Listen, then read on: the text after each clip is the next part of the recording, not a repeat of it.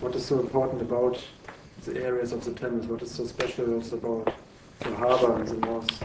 We are Tamils occupy Trincomalee and live right along this coast where the sea lanes pass this way.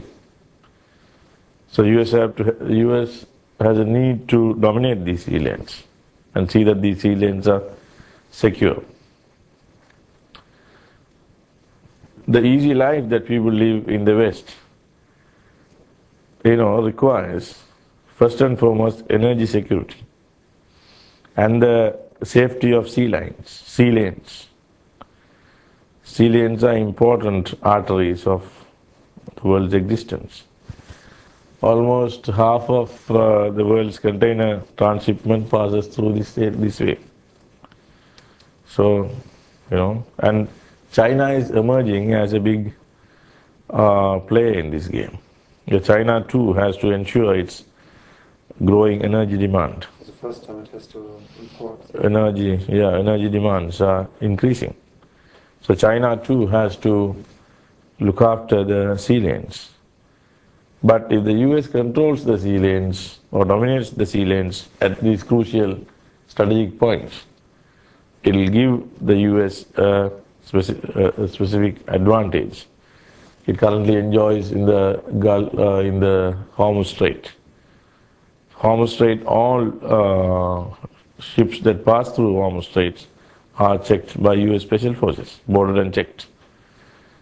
Terrorism is the excuse. But they check here, they check in the Philippines archipelago, also they do that. So, in the emerging global equation, there is a situation in which we find ourselves, and it is the biggest challenge before the Tamil people today, to see that their cause is not crushed under the boots of the big powers who So what kind of development do you see in the next time concerning this strategic interests? Now we see a Cold War emerging between the US and India. But key to this equation would be how the peace talks go. So I think the US wants to dominate the peace talks and development. They're going to have some donor conference on their own, for Sri Lanka. Though it's right now it's very difficult to say, because the US, or for that matter India, don't have an ideal situation to directly and easily intervene. Because you must understand that any foreign intervention requires certain ground realities, like totally divided people, several militia, several centers of power, which can be manipulated.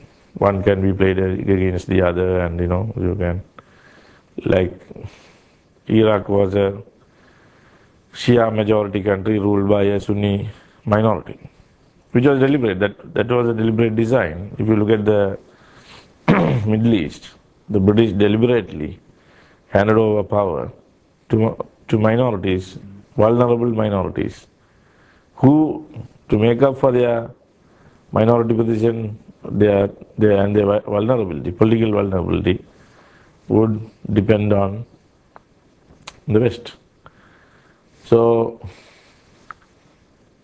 you don't find those conditions in Sri Lanka among the Tamils, because there aren't many groups to play around with, and those groups, so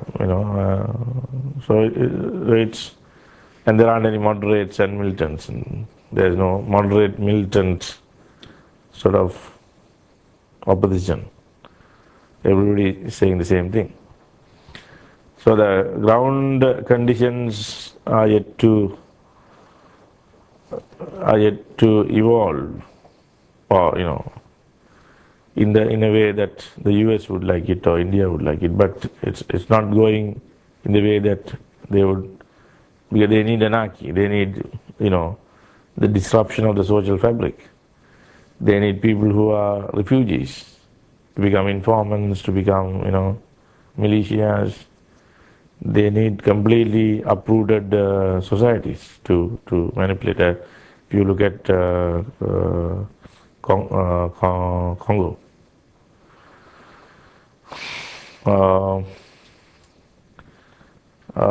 and also the Tamils sit on top of some of the best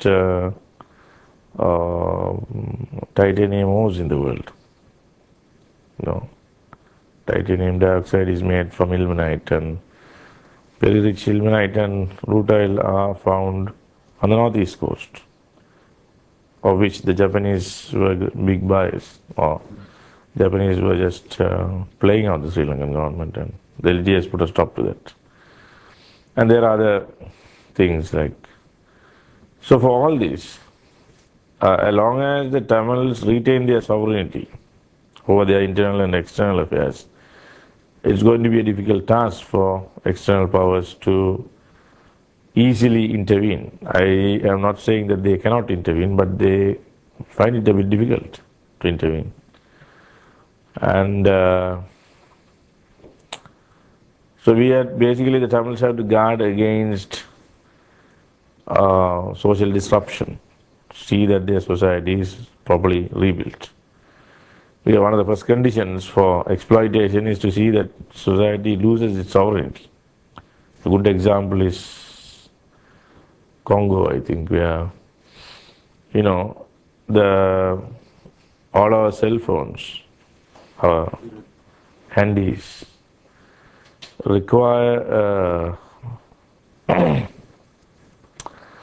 mineral called, you know that story, right? Yeah. So Congo, they buy it cheap because Congo doesn't have any sovereignty, and each militia is selling it at cutthroat prices. They don't have the sovereignty to negotiate the uranium, and Congo is one of the largest producers of uranium. And we don't know who is producing and who is buying. Nobody talks about it. You only hear about massacres where 300,000 people have been killed. Nobody talks that. That brings us back to the media.